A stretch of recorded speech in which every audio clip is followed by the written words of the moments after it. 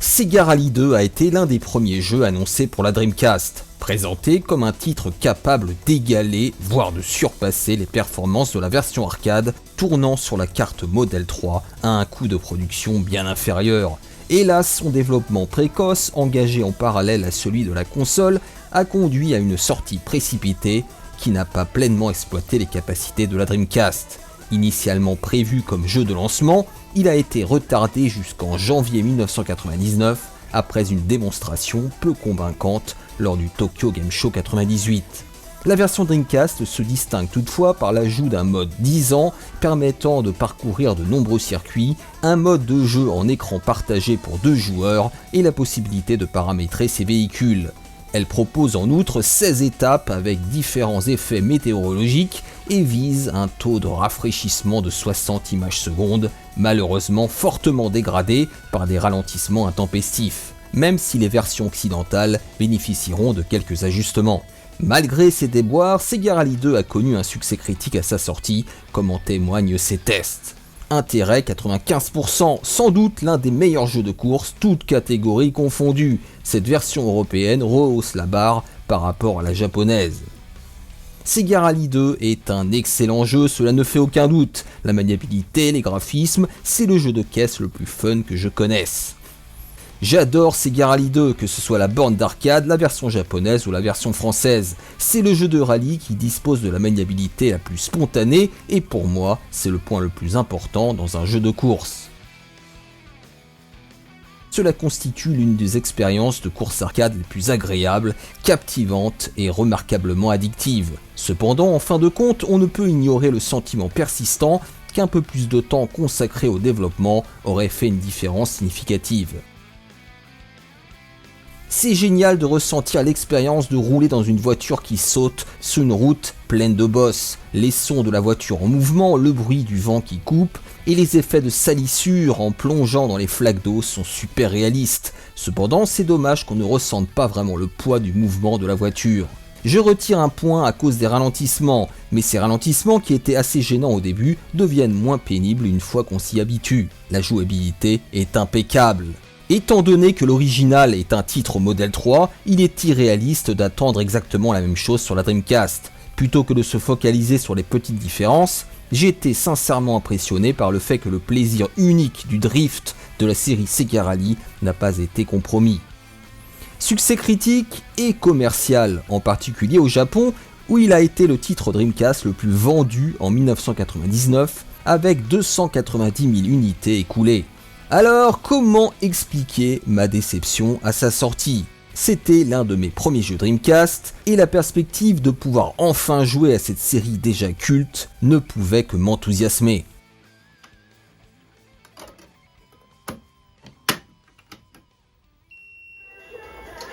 Bonjour à tous sur Caméra, nous nous retrouvons aujourd'hui dans Sega Rally Championship 2 sur Dreamcast. Il est sorti en 1998 dans les salles d'arcade et en 99 sur Dreamcast. C'est l'un des premiers jeux de la bécane. Et précision qui a son importance, il tourne sous l'OS Windows CE. Alors pourquoi le mentionner ? Eh bien parce que pour certains, il s'agit de l'une des raisons pour lesquelles le jeu a subi tant de downgrade, notamment sur le plan de l'animation. Alors je pense qu'il faut un petit peu minorer l'importance de ce support, de cet OS. Mais il est vrai que dans les faits, le jeu a déçu. Et moi le premier à l'époque. Alors je sais, je vois déjà venir les gens qui vont douter de mon témoignage, mais il est vrai que malgré sa beauté, parce que ça restait quand même un jeu par rapport à ce qu'on avait sur PlayStation qui était beau, mais l'animation, moi, m'avait marqué par son manque de fluidité, tout simplement. C'était ce que je ressentais à l'époque. Donc je dois dire que j'avais été un peu déçu. Voilà. Bon, ça n'a pas empêché de prendre du plaisir. Surtout que comme on le voit, le jeu a été fortement enrichi par rapport à la version arcade, notamment par l'ajout d'un mode 10 Years Championship, hein, qui est une sorte de mode carrière, mais enfin, franchement, mode carrière light, hein. Mais disons qu'il permet ne serait-ce que d'accéder à de nouveaux circuits, parce que, précisons tout de même que de base, il n'y avait que 4 circuits, bah, comme un petit peu le premier Sega Rally. C'est un jeu d'arcade à la base, donc les 4 circuits demandaient déjà pas mal d'entraînement, d'investissement pour être parcouru, parce que, d'ailleurs, j'ai pu me rendre compte, parce que j'ai fait un petit test avant, le jeu n'est pas facile en mode normal, hein, donc il faut quand même s'entraîner, mais c'est vrai que dans l'absolu, pour un jeu tournant sur une console de salon, bah, c'est quand même très très peu en termes de contenu. On a le time attack, le network play. Alors là, je dois dire, je ne me souviens plus. Est-ce qu'on pouvait jouer en ligne? J'en doute quand même. Mais enfin, c'est a priori ce qui est écrit. Car setting, bon, qui permet de configurer sa voiture. Ça, c'est des informations sur chacun des véhicules, les options, et voilà. Alors, je suis une grosse fiotte, hein, je ne tourne pas autour du pot, mais je vais mettre le jeu en easy parce que, voilà, je précise, c'est une vidéo redécouverte, donc je n'ai pas poncé le jeu avant, alors peut-être que j'aurais dû le faire. Mais disons que j'aimerais aussi garder une sorte de fraîcheur dans mon avis, donc je vais le mettre en easy. Si j'y arrive, il est où le easy? Il est là, difficulté easy, voilà. Parce qu'en normal, c'est pas que le jeu est difficile, honnêtement, vous allez très rapidement pouvoir terminer le mode arcade. Et c'est peut-être ce qu'on peut lui reprocher. Mais quand même, le jeu demeure technique, même si à mon avis il est beaucoup moins que le premier. Mais là je demanderai peut-être validation auprès de ceux qui le connaissent mieux que moi. Je ne précise, encore une fois, ce n'est pas un test. Parce que j'ai à chaque fois les mêmes reproches dans les commentaires. Gna gna gna, tu parles pas de ceci, tu ne parles pas de cela. Ce que tu dis est superficiel. Quand je fais un test, je ponce les jeux, croyez-moi. Quand je fais des vidéos souvenirs 30 ans après, 25 ans après, je prends le jeu, je mets la galette dans la console et c'est parti. J'ai pas joué avant, ou très très peu. Voilà, donc vous voyez qu'il y a quand même de base pas mal de véhicules. Ça c'est peut-être ce qui le distingue par rapport au premier. Dans le premier, souvenez-vous, il y avait peut-être 3 ou 4 véhicules. Bon, je m'en souviens plus exactement, on pouvait en gagner. Notamment la fameuse Lancia Stratos. Mais là de base vous en avez vraiment pas mal. Bon, cela dit, moi je suis toujours fidèle à la bonne vieille Celica, Toyota Celica 4 roues motrices évidemment. En automatique, là encore pareil, je vais passer pour une burne, quoique non, je vais mettre en manuel quand même. Parce que bon, easy plus automatique, là c'est, je tombe dans la catégorie des sous-hommes, hein. C'est même plus, ça va au-delà du jugement de valeur là. Allez, merde, quel lapsus. Allez, DWS, c'est parti. Alors, vous allez voir tout de suite, et ça va vous frapper, l'animation. Enfin, ça va vous frapper. Je ne sais pas si au travers de la vidéo, ça va bien ressortir. Mais, disons que le jeu alterne entre du 30, 20 FPS. C'est pas fluide, ouais, clairement. Le jeu, pour autant, vous voyez, n'est pas moche du tout. Et moi, c'est peut-être même ça qui m'a frappé. Dans mes souvenirs... Attendez, peut-être que je change de vitesse, là. Dans mes souvenirs, le jeu était beaucoup moins beau. Mais vraiment. Là, honnêtement, en fait, il n'y a vraiment que l'animation qui pose problème. Si on retire l'animation, le jeu est une franche réussite. Le niveau de détail, les textures, honnêtement, c'est propre. C'est pas le plus beau jeu Dreamcast, on est d'accord. Mais c'est loin d'être vilain. Alors, pour le premier circuit, je pense qu'on peut le dire, il n'y a pas besoin de freiner. Hein. Il n'y a pas besoin de freiner, il faut juste aborder les virages correctement. Hop. Là, vous voyez l'une des différences aussi avec le premier Sega Rally. Le jeu est beaucoup moins punitif sur le plan des contacts, des percussions avec les adversaires et les concurrents. honnêtement, vous pouvez rentrer dans l'art. Alors évidemment, vous allez perdre quelques centièmes, si vous disons quelques dixièmes, mais c'est pas comme dans le premier. Vraiment, vous êtes sanctionné quand vous touchez un concurrent. Là, c'est pas le cas clairement. Alors certains vont dire c'est bien, d'autres vont dire que c'est pas bien. Chacun jugera. Mais il est vrai que ça rend le jeu, en tout cas de base, un peu moins frustrant. Allez, on va se concentrer parce que là, ça, évidemment, la difficulté va monter d'un cran, vous vous doutez bien. Dans un circuit qui rappelle énormément. D'ailleurs, ça m'a frappé. Les circuits, quand même, sont très proches. Pas dans les tracés, ils sont différents. Mais dans les dans les ambiances, merde. C'est pas les ambiances, mais dans les environnements, pardon, on est très très proche de Sega Rally 1. Clairement. On est très très très proche. Alors, nonobstant... pardon, je joue tellement mal. Nonobstant le brouillard, c'est vrai qu'il y a un petit peu de brouillard, mais honnêtement, c'est pas du tout méchant. Putain, je joue comme une burne là, c'est une catastrophe. Et donc, je reviens sur l'animation. L'animation, vous devez le savoir, peut être en partie corrigée à l'aide d'un code. C'est-à-dire qu'il y a un code qui permet de réduire le niveau de détail des graphismes. Et ça va se matérialiser par un certain nombre d'éléments graphiques qui vont disparaître tout simplement du décor. Le problème, et parce que je l'ai réessayé, c'est que je trouve pas que l'animation soit particulièrement plus fluide en fait. Donc du coup, finalement ce code, je l'utilise pas trop. Je l'utilise pas trop parce que pour moi il est complètement superflu. Dites-moi, est-ce qu'il y a que moi qui trouve que la différence n'est pas flagrante? C'est un poil plus fluide, mais c'est pas non plus le jour et la nuit quoi.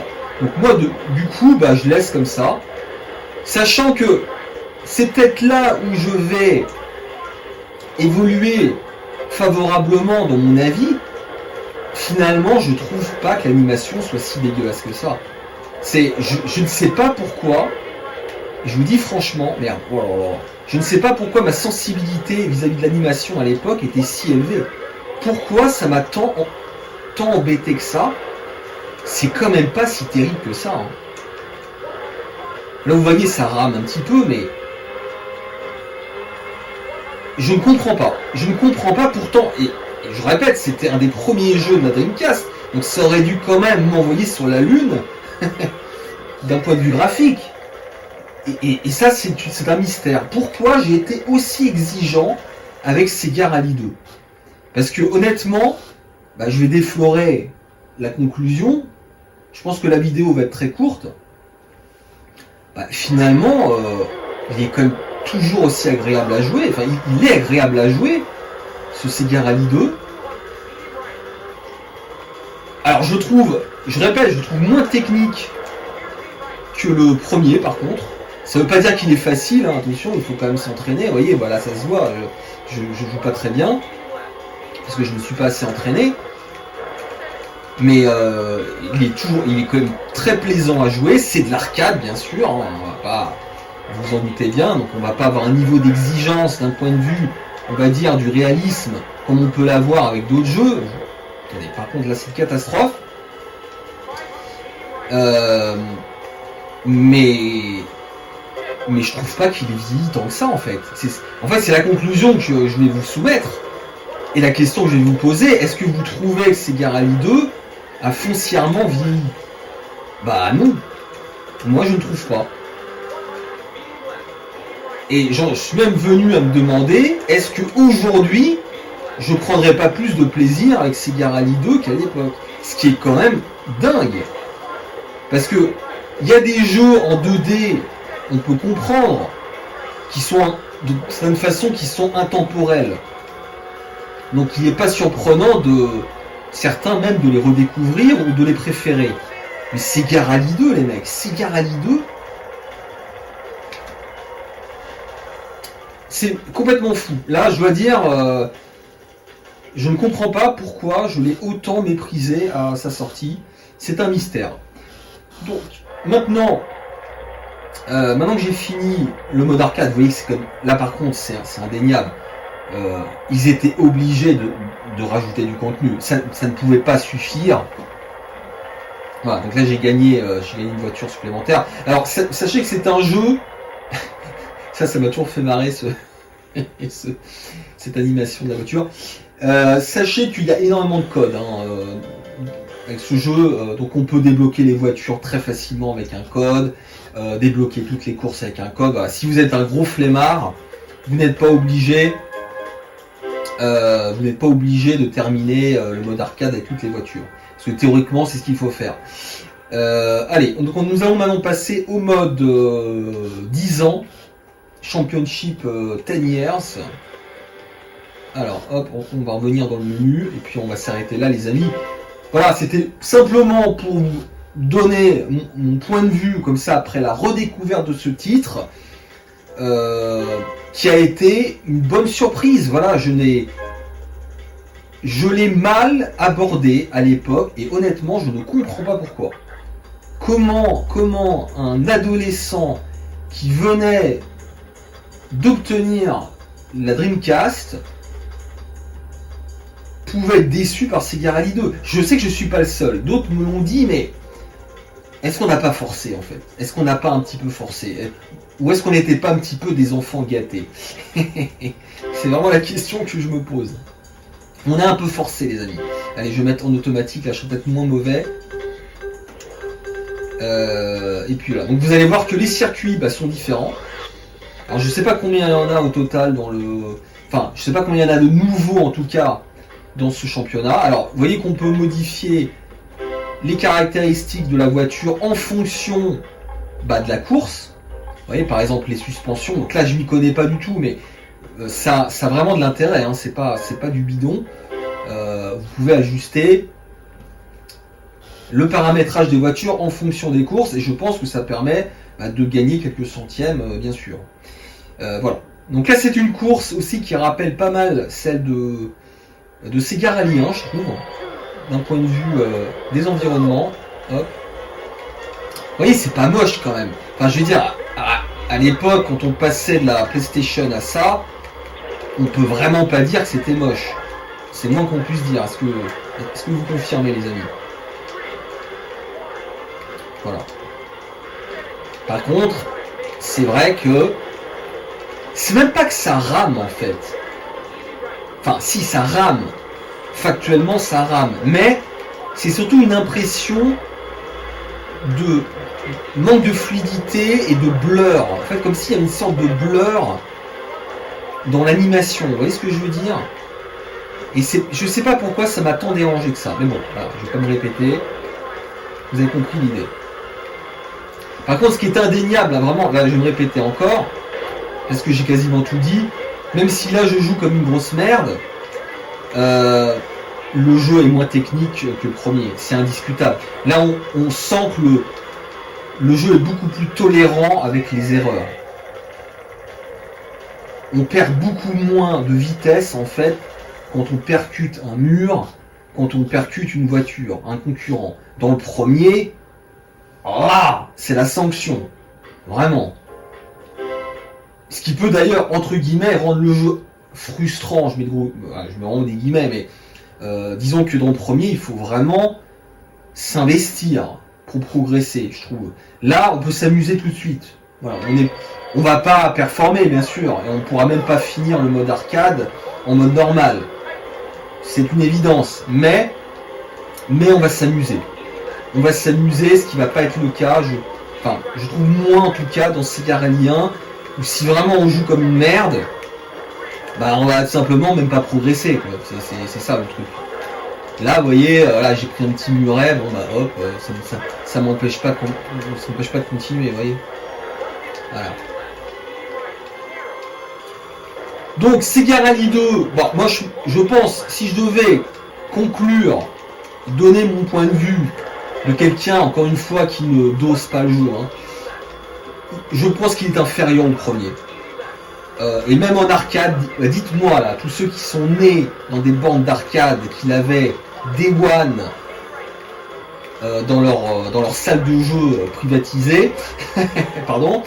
Dites-moi, Sega Rally 2, est-ce que c'était une déception pour vous par rapport au premier, ou est-ce que ce jugement ne peut être appliqué qu'à la version Dreamcast?